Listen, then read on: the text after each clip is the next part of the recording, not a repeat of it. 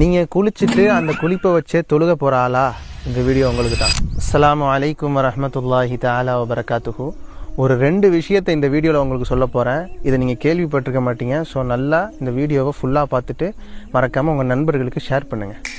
முதலாவது விஷயம், நம்ம சில பேர் குளிக்கிறோம், குளிச்சுட்டு அதையே ஒழுவாக கணக்கெடுத்து தொழுவ போகலாமா, இல்லை நான் குளிச்சுட்டு தொழுகைக்காக தனியாக ஒழு செய்யலாமா அப்படிலாம் கேட்குறாங்க. அவங்களுக்கு என்ன சொல்லுவேன்னா, நீங்கள் குளிக்கிறதோட நீயத்து வச்சுக்கணும். அதில் நான் தொழுக போகிறேன், இந்த தொழுகைக்கும் ஒழுவாக சேர்த்து நீங்கள் குளிக்கிறப்ப நீயத்து வச்சுக்கிட்டிங்கன்னா வெறுமனே நீங்கள் குளிச்சுட்டு தொழுகலாம். இல்லை நீங்கள் நீயத்து வைக்கலன்னா குளிச்சுட்டு ஒரு தடவை நீங்கள் ஒழு செஞ்சுட்டு தொழுக போகிறது மேல்.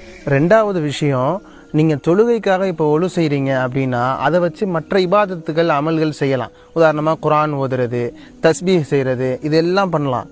அதுவே நீங்கள் ஒரு தனிப்பட்ட இபாதத்து அமல், குர்ஆன் ஓதுறதுக்கு, தஸ்பீஹ் செய்கிறதுக்காக நீங்கள் ஒழு செஞ்சுட்டு அந்த ஒழுவை வச்சுட்டு நீங்கள் தொழுக முடியாது. இதுதான் ஹனஃபி மதுஹபுடைய சட்டம். ஏன்னா நீங்கள் நீயத்தை குர்ஆனுக்காக வச்சுருக்கீங்க, குர்ஆன் ஓதுறதுக்கு வைக்கிற போது அந்த நீயத்தை வச்சு நீங்கள் என்ன செய்யக்கூடாது, தொழுகக்கூடாது. தொழுகைக்குன்னு தனியாக ஒழு செய்யணும். இது நம்மள தெரியாமல் நிறைய பேர் இருக்கிறீங்க.